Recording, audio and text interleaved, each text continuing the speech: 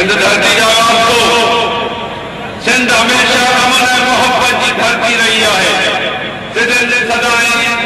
आलम अमन जो एहतराम कायम रखियो है।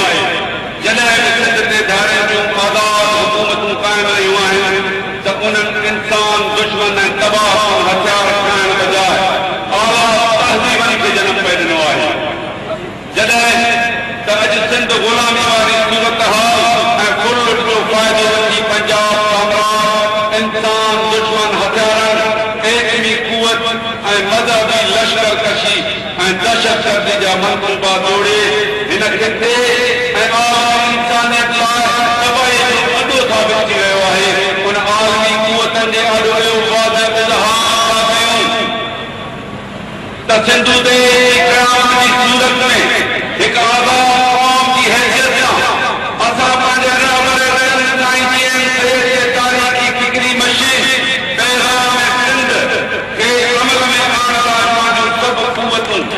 वसीला ऐं सलाहियत इस्तेमाल करे सिंध खे इतिहाद इंसानी अमन आलम ऐं तरक़ी बनी आदम वारे फ़लसफ़े जो मरकज़ बनाईंदे सिंध खे ओलह